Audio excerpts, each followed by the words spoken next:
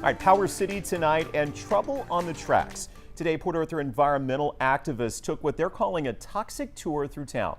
They visited areas that they claim are heavily polluted because of the oil refineries. And now they're pushing back on a possible merger between two railroad companies. This is a merger that would create the first direct route for Canadian oil sands to the refineries in Port Arthur. That's right, but the environmentalists believe it could possibly expose neighborhoods to hazardous material. And as 12 News reporter Ebony Coleman shares, it could also mean more rail traffic.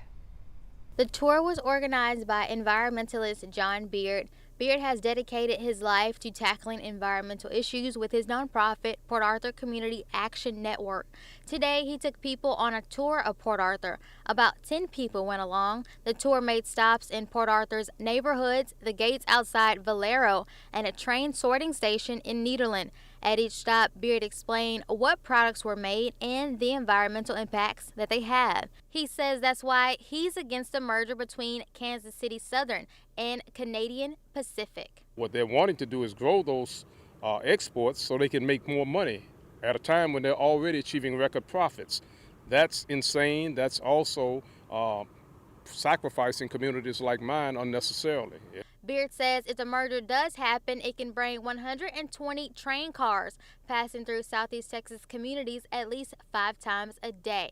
We spoke to Terry Hadley, who was on the tour. She lives in the west end of Port Arthur, in a community that's right next to train tracks. We don't have a plan of action in place, and so if a train would derail, I wouldn't know the first thing that I need to do to protect my family. Still, the railroad industry says traveling by rail is safe.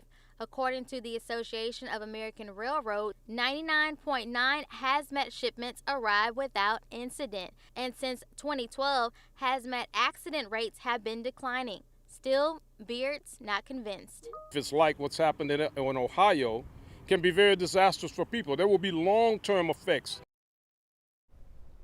All right, that's Ebony Coleman on the story for us tonight. What we can tell you is we reached out to both of the rail companies. Canadian Pacific did not comment.